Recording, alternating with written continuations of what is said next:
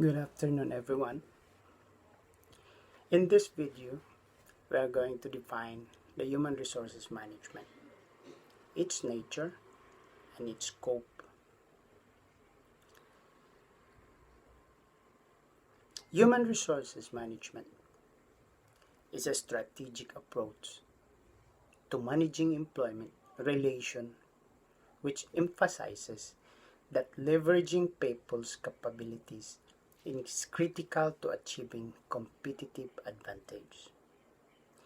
This being achieved through a distinctive set of integrated employment policies, programs, and practices, according to Brayton and Gould in 2007. According to Buchanan and Husinski in 2004, human resources management is a managerial perspective which argues the use to establish an integrated series of personnel policies to support organizational strategy. Then we have, according to Story in 1995, human resources management is a distinctive approach to employment management which seeks to achieve competitive advantage through the strategic deployment of a highly committed and capable workforce using an array of cultural, structural, and personal techniques. In other words, human resources is a combination of people-oriented management practices that views employees are asset, not cost, and its main aim is to create and maintain a skillful and committed workforce to gain competitive advantage.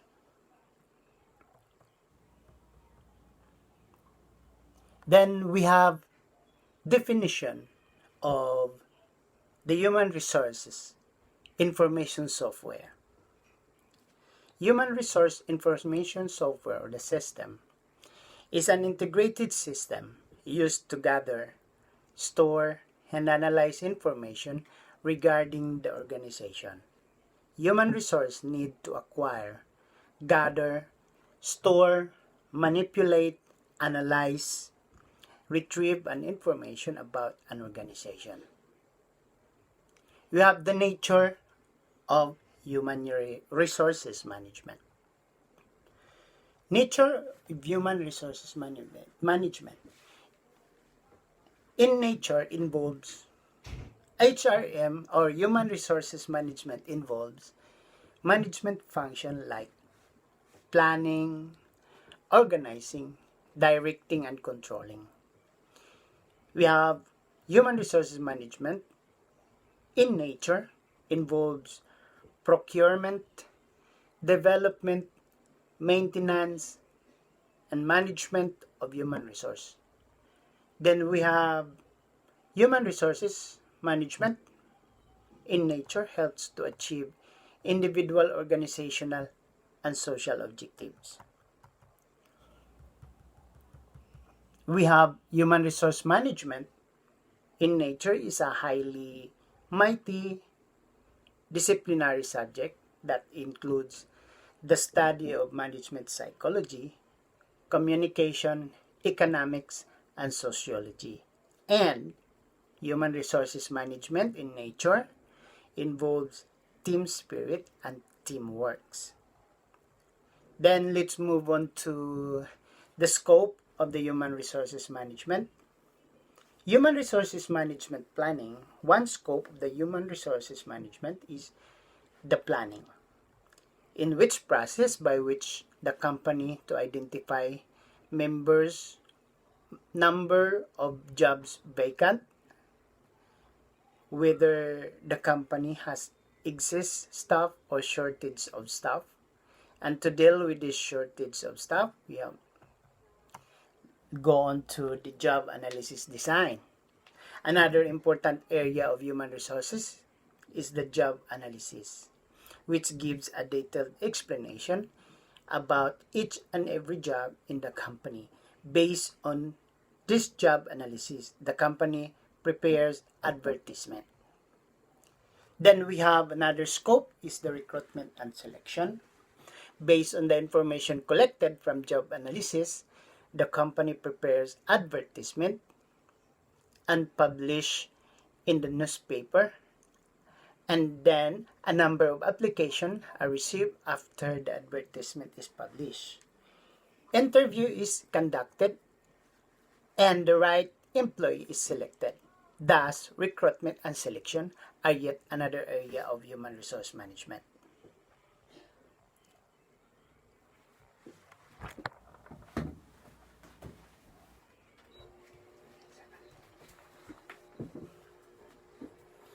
We have another scope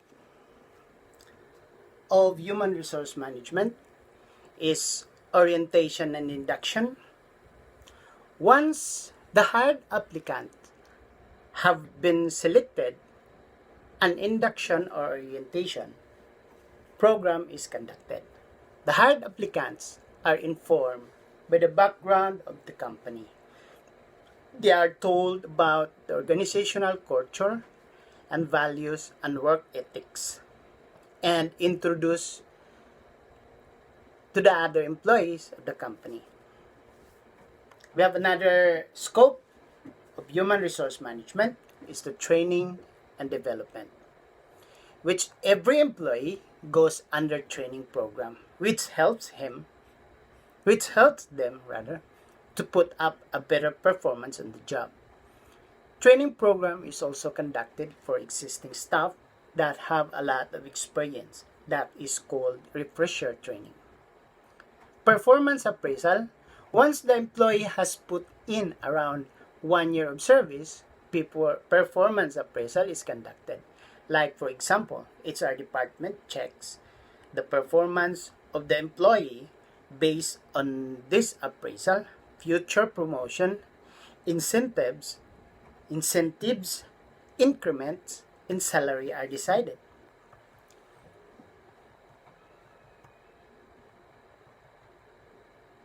We have compensation planning and remuneration. Another scope of human resources. There are various rules regarding compensation and other benefits. It is the job of the Human Resource Department to look into remuneration and compensation planning. Motivation, welfare, health, and safety. It's another scope of human resource. Motivation becomes important to sustain the number of employees in the company. It is the job of the HR department to look into the different methods of motivation. Apart from this, certain health and safety regulations have to be followed for the benefits of the employee. We have industrial relation. Another scope of human resource management is maintaining a coordinal relation with the union's members. This will help to prevent strike lockouts.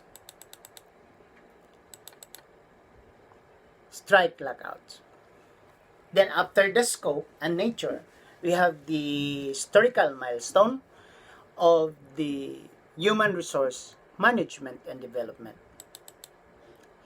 In the early 1900s, the father of scientific management, Frederick Taylor, played a significant role in the development of the personnel function. Taylor advocated the scientific selection and training of workers. He pioneered incentives, system rewarded worker, and performance standards. He also focusing on the efficiency in the manufacturing environment. His principle laid the work for future human resource management development and working on applying the principle of psychology to the recruitment, selection, and training of workers during the World War I. Hawthorne studies conducted in the 1920s and 1930s, Western Electric, sparkled an increased emphasis on the social and informal aspects of the workplace while emphasizes the human relations. The passage of the Wagner Act in 1935 put the major increase of unionized workers. Collective bargaining increase offered benefits for workers and personnel function involved to cope labor relation. And a more complex compensation and benefits environment and the human relation philosophy and labor relation were the dominant concern of human resources management in the 1940s and 1950s. Human resources management was revolutionized in 1960s by the passage of Title IV of the Civil Rights Act and other anti-discrimination legislation, as well as presidential executive orders to require organizations to undertake action for the past discriminatory practices and promote equal employment to enhance modern organization to continue to compromise a major part of the human resources management job. And finally, change in labor force demographics, technology, and globalization have had major impact in the 1980s. Human resource management function and in the 1985 up to now or up to the present, three trends that dramatically change human resources management.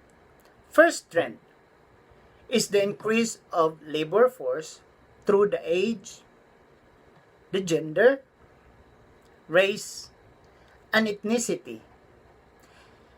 The human resource management concerns evolved from executive officer and affirmative to managing diversity.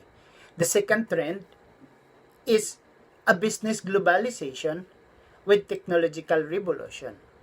Third trend, human resource management focused the strategic planning to cope rapid change, intense competition, and pressure for increased efficiency.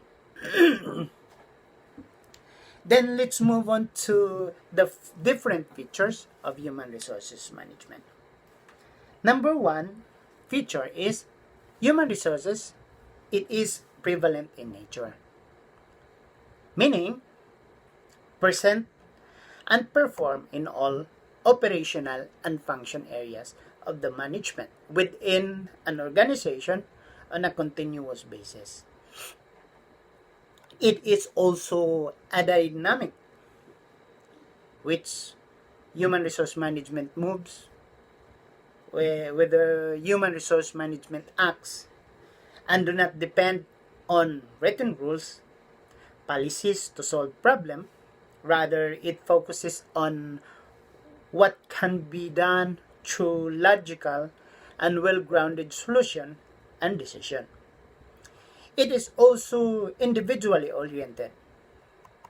Each employee is considered a human being that is worthy of respect and compassion. Human resource management, it is employee oriented, meaning employees are the doing individual and organization. Rewarding them for their contribution to organizational success is a strong reinforcement to increase the level of job performance. Excuse me. It is forward-looking. For an organization, human resource management function to be successful, it should effectively envision and assist labor for a given period of time. It's a growth-oriented. For an organization's human resource management process is to yield success. It should constantly enhance the conceptual and analytical skills of the employees. Then, let's move on to the distinction. We have differences between personnel management, human resource management, and the human resource development. For personnel management, deals with with administrative specialization that focus on hiring and developing employees to become more valuable to the company. It is a subcategory of the human resources that focus on administration. While human resources management has a more strategic approach, forecasting the organization's need and continuous monitoring and adjusting all systems. Their main duties of these two management groups have in common are hiring, managing employees, employee orientation, and handling compensation and benefits.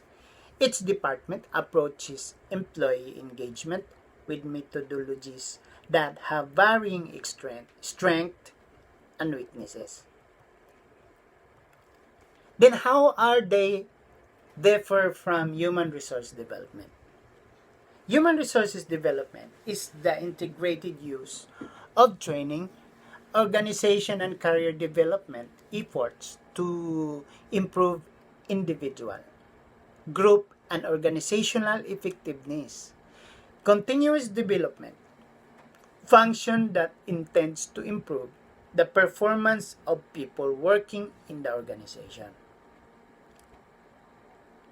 Therefore, human resources development is the key competencies that enable individuals in organization to perform current and future job through planned learning activities. Example, required training for individuals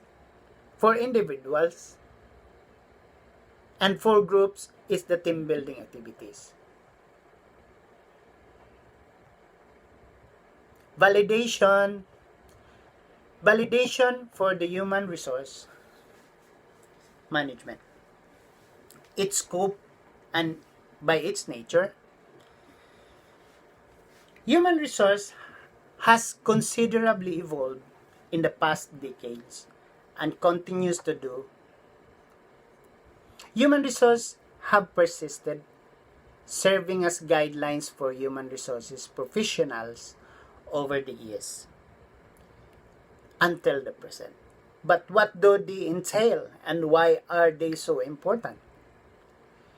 Even in the new era today, most of the companies practicing the computer-generated management, such controlling the assets in an organization using on what do we call the human resource information software or the system. It does very accurately perform the management in an organization using this kind of platform. Though human resource management provides an organizational highlights to the individuals,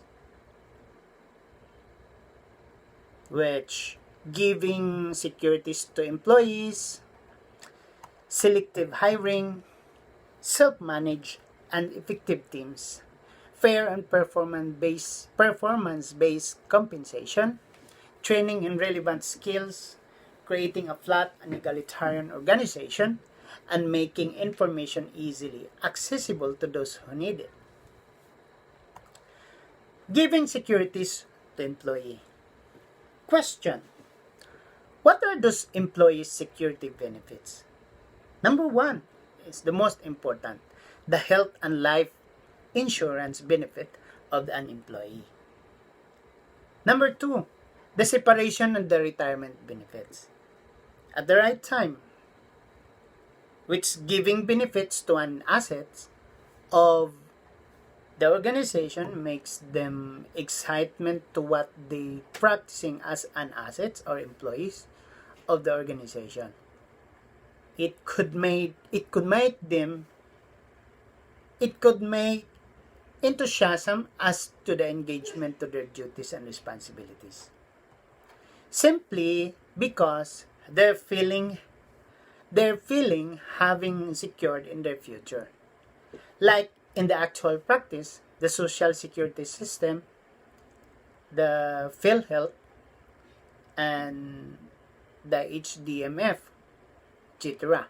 If you have all these benefits, you will be complete and thus you perform eagerness or enthusiasm in your work.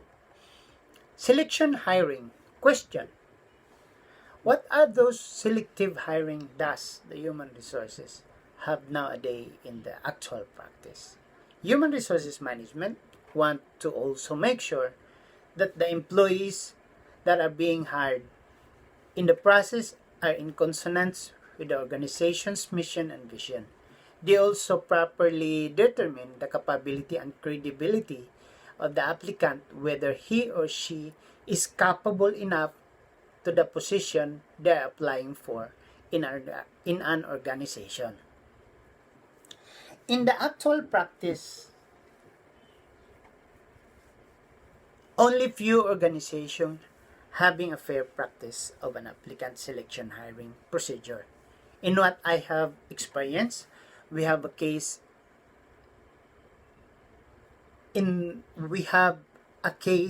the what we call palakas basis for the selection hiring procedure in an organization. Sad to say, but it's true. Even you are applying in private establishment. Then we have the self-managed and the effectiveness. Question. What are those self-managed and effective teams?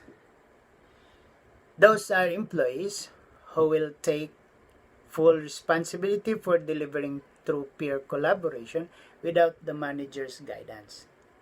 In an actual collaboration of employees in the organization, like for instances happen of some employees were to work with their own free will and some are waiting to be asked on how they are going to start their work. There is what we call proactive and reactive one in the organization. Perhaps for the proactive are those assets with high initiatives. They don't just sit around and wait something to happen. Instead, they make something to happen, and while those reactive assets are those employees with less initiatives, it is because they do not know what they are doing and some are tends to wait for things to happen before they act. We have the fair and performance-based compensation. Question. What kind of fair and performance-based compensation? In the actual practice, system for rewarding employees financially. Sorry. Outside of the regular salaries, such as bonuses, when objectives are met according to benchmarks, when an objectives are met according to benchmarks. I can relate this in the actual practice. Seems like old days. When you get a credit or even a good deed like a huge contribution to your company or in an organization, like for example, you have reached your quotas and your manager reward you with a commission or a salary base increase. That's how the fair and performance-based compensation. We have training in relevant skills. Question: why should employees or assets to undergo skill training?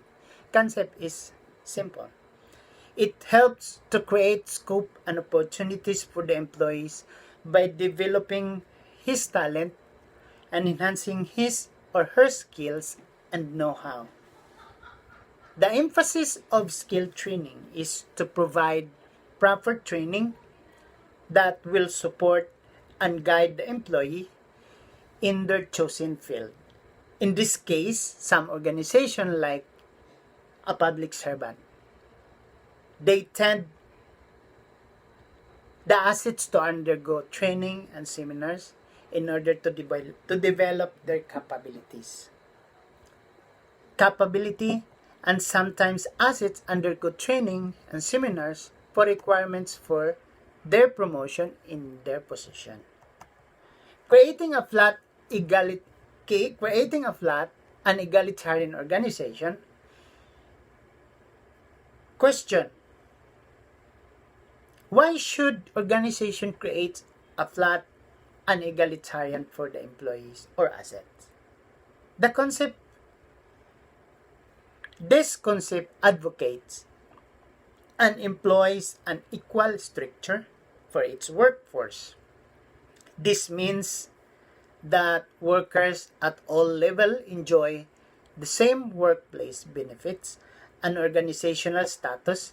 In the actual practice, management of the organization thinks they are perfect of creating their organization equal and fair for their assets. For example, some of the organization creates their equal benefits, different level. For example, some organization creates their equal benefits in different level in their organization. And we have the last one is making information easily accessible to those who need it. Example: why should we allow this kind of practice in the organization? It allows all users and learners to easily orientate themselves within the contention in equal basis with others. Most organizations have all the same attitude in making their flow of management easily from old assets to newly hired applicants. Also benefited with the so-called information and gets orientated in the same way. And also, the management made it easy for assigning assets into different duties and responsibility. Then we have the validation of the human resource management. In nature, involves planning, which have all organization does for the development of the organization. Planning includes strategy to reach goals and objectives for organizational mission. Organizational planning includes direction for assets, duties, and responsibilities. Also for the organization's vision, which could efficiently achieve the vision and mission. Human resource management also involves organizing, which huge organizations significantly create employees tasked individually that able to control and direct them to the respective assignment. Human resource. We have the second nature of the human resource management. It is also procurement. Yeah. Human resource procure for services of the assets spent for development of the organization. Procurement in nature. That's what we call procurement in nature. In an organization, there are four types of procurement. We have the strategy, supportive, commercialized, and clerical. In the same strategy involves how you plan things right to achieve goals and objectives to develop an organization. Whereas the supportive, this is the king to attitude. This is the key to attitude that assets should promote in their duties and responsibilities in order to enhance, develop, and achieve organization by way of supporting the mission and vision of the company or organization. It also includes maintenance in procuring, but somehow organizations also need to maintain the mission for the effectivity and efficiency of the organization and manage and organization. And management of the human resource is quite a responsibility which tackle the whole operation of the organization from pre-hiring to hiring and to post-hiring of the assets. Human resource in nature helps to achieve individual, organizational, and social objectives. Of course, by way all assets should maintain initiative in order to individually organize and acquire socialization in the process of taking the risk of achieving such goal and objectives. Like for example, you are volunteering to present such idea of desire in achieving the mission and vision of the organization or join an organizational advocacy. We have human resource management. It is a mighty disciplinary in nature, in which organization must comprise with the management of psychology, which includes behavioral observation of the assets on how they interact. They will be able to communicate orderly and how to properly handle the deliberation that should assets and leaders does. Human resource must endure oneness of the organization to avoid misconception, miscommunication, and misinterpretation. Teamwork is the world that teamwork is the key word that human resources has to prevail in the management of the organization. it's like it's like coming from the definition. It is from the definition of the human resource management that deals with managing and handling one of the most valuable assets in an organization. The management comprise from to pre-hiring to hiring, from hiring to post-hiring. That includes the planning in which strategy of the management on how is the status of the organization, whether they are exist or lack of employees. The management plan must have to determine the number of vacancies of the position that the organization has. After determining number of vacancies, the management will straightly goes on to the detailed job analysis. Like for example, one chosen field needs an additional staff to run the department smoothly. In the actual practice, like my profession as a licensed customs broker, handling an operation from administration to field operation, of course you can't be like Superman to handle it both. You should hire representatives. You should hire representatives to expedite on your behalf. On your behalf. Thus, recruitment and selection procedure is conducted in the process. That's the management prepares.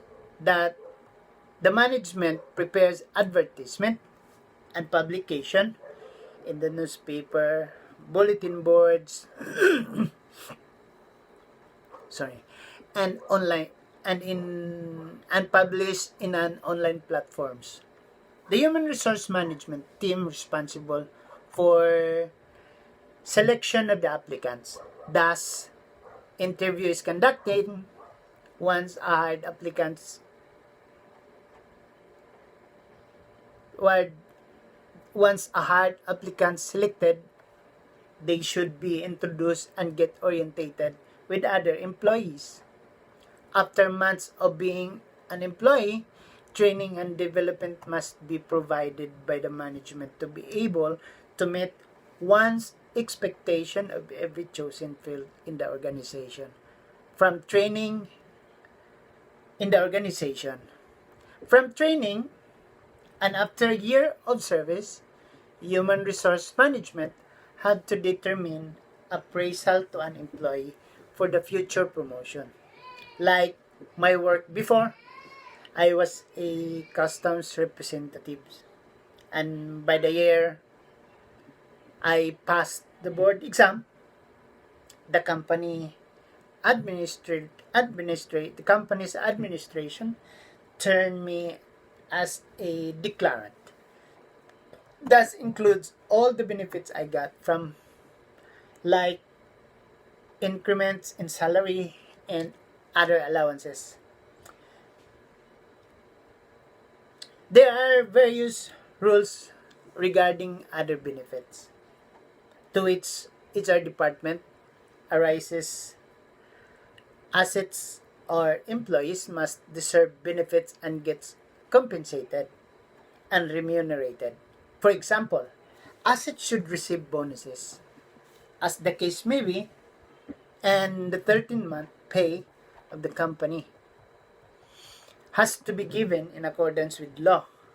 And that's how the assets made them enthusiasm and motivates them to work together with health and safety protocol of the assets. And lastly, human resource management should maintain relationship with assets to avoid conflicts like lockouts, wilga, the rally to increase their wages, to increase their salary, to increase their allowances, etc., or whatever it is. That's human resource management responsible. All the occurrences in an organization, from pre-hiring to hiring, then from hiring to post-hiring of the assets. Human resource, there are differences in human resource features. In collaboration with scope and nature that the management has. Human resource management has all the operational and functional areas within and widely practiced the sustainable development of the organizational management. It is dynamically do not depend on policies to issues and focuses solution and decision. In the sense dynamically manage the organization, it is for the betterment of the assets, like the progress and changes in an organizational environment. In an organization, respect and compassion is the key to be considered for an individually oriented assets or employees. One of the best features of the human resource management, it is employee oriented. Well, in an organization, everyone deserves a rewards, like every asset or every employee deserves a reward to gain enthusiasm of their work from the organization. Like the management vision to create effective and efficient organization, the mission within the hiring of the competitive rank qualified applicant in joining the organization. That's how forward-looking the human resource management, and whenever organization plan to constantly conceptualize skills of an assets to enhance and develop their excellence in a way of in a way to develop their excellence in a way of the rotational procedure in every assets, learn various skills. In my past company, I ran as an administration staff of the firms. My technique was I shuffled assignments from encoding, processing, then going to releasing of the shipments. For every representatives in our company, just to elevate their skills, rotation is the key. Whenever one of them is absent in the future, they'll know what to do if they'll assign to another position or another field of assignment. In that case, human resource management is the core center of the organization that managing, controlling, and organizing assets in the organization. These controlling bodies consist of human intervention, creating the organizational flow of the company or business organization. Now, in the new era, we have this what we call computerization. In the new era of computerization, some business organization they are using now the what we call the human resource information software or the system. It's the true system or the system generated management. The human resource information software or the system, it is the data quality management, will be focused on problems and issues that afflict the creation, management, and use of the data in significant organization. Data generated from the system will use to monitor performance, improvement efforts, improve outcomes, and enhance the quality of service. Thus, it utilizes and maintains a flat and egalitarian practice in an organization. There are only few organizations using data generated management in our country. Maybe for those huge companies, unlike for example the BPOs and other organization having large amount of assets or employees, which data generated management can accurately monitor large amount of employee performance and services. Unlike human resource management is a controlling bodies which consists of human intervention. Depends on how they are and how they organize the flow of the organizations manually, basic analysis and basic performance monitoring to several assets in a business organization. Sorry, excuse me. For me, there are only two types of management which the human resource management does. Sorry. That's my further observation. For me, the two types of human resource management has active management. One is active. An active management performs and monitors assets accurately.